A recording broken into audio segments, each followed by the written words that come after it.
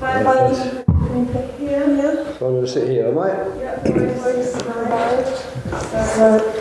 we're not happy.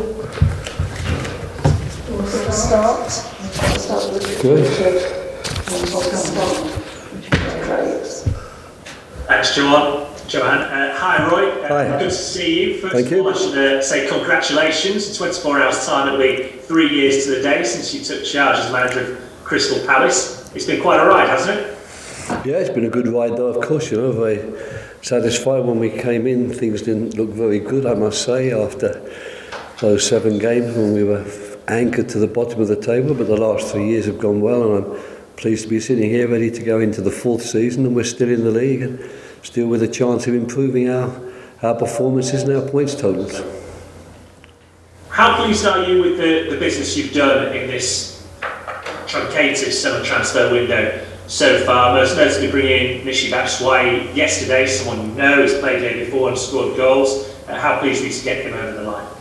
Yeah, very pleased because we've been looking to strengthen in the forward area for a long time now, and obviously Michy is a player that we've admired for a long time, and we were lucky to get him here for a short period. He did very well. We were disappointed when he had to go back to Chelsea, so it's great that we can get him back again. And Eberechi Eze was a good signing for the club. I'm certain we're going to get a lot of joy from him, not only this season but in many seasons to come. And in Nathan Ferguson, we're still waiting for him to make an appearance on the training field because he's still suffering the aftermath, if you like, of the injury he picked up. I think it was in December, early January, at West Bromwich Albion.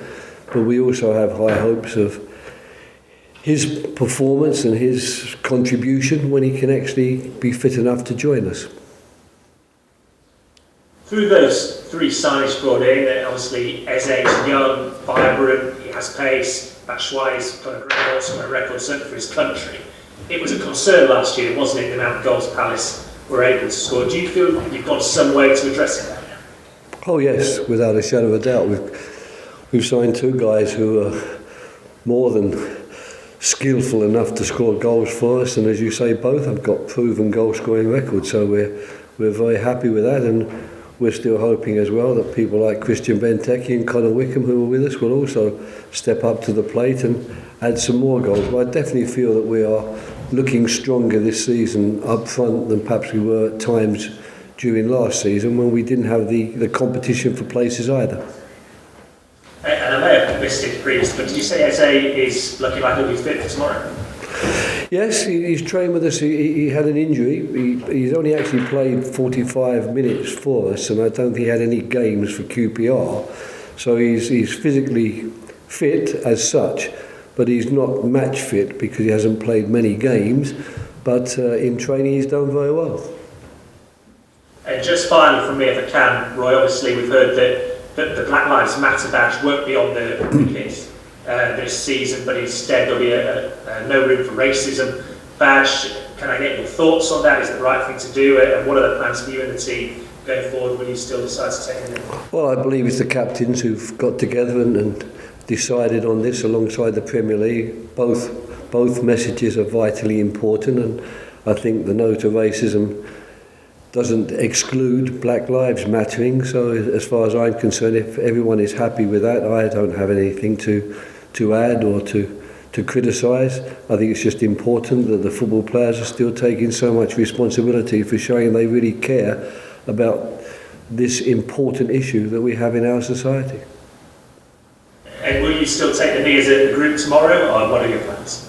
Yes, I believe so. I believe that the players are still going to do that as well. So, we're very supportive of all these actions. We live in a part of London where we have a very diverse community. So, of course, it matters especially to us, and there's nothing that we're going to leave undone or unsaid that we could possibly do. Thanks very much. My pleasure. This weekend. Thank you very much.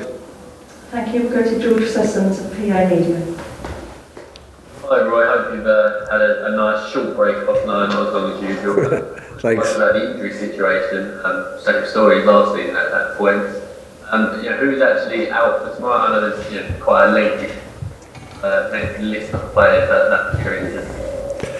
Yeah, that's been the only disappointment. The pre-season period that we've had, albeit short, like you say, George, has gone well. I think we've worked hard and the results have gone our way too. So there's literally nothing to complain about, other than the fact that I was rather hoping that that awful injury list that we had at the end of last season would have been sort of dissipated at least, or we'd have got players back on the field. We haven't been able to do that, and worse than that, we've even added one or two players to it. So people like Benteke and Wickham, that I was not even realising could be injured, are now injured.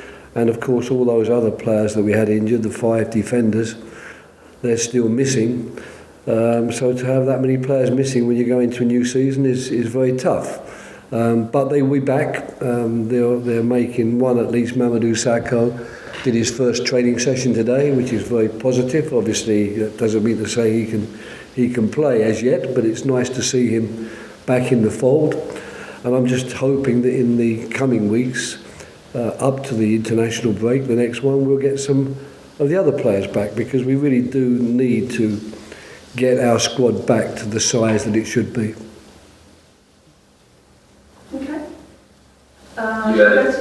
You mentioned about Evie, maybe one starts or give him match fitness, but how excited are you to see him and Will together? Both being incredibly skillful players, and you'd like to think that they could really balance each other. Well, we haven't made a decision on the team as yet, so I don't want people to read too much into what I'm saying. I'm just making the very simple point that he came to us, he trained for 2 or 3 days, we threw him straight into a game where he played 45 minutes, but unfortunately picked up an injury, and that kept him out for 7, 8, maybe a few more, 9 days, and he's joined us at the start of this week, so he's got a week's training behind us. But of course, as someone playing match play, if you like, or having match minutes, he's very low this year. He's way behind the other players, simply because he didn't have any at QPR as a result of the ongoing transfer situation, and now he's only had 45 minutes with us. Yes, right. Cheers.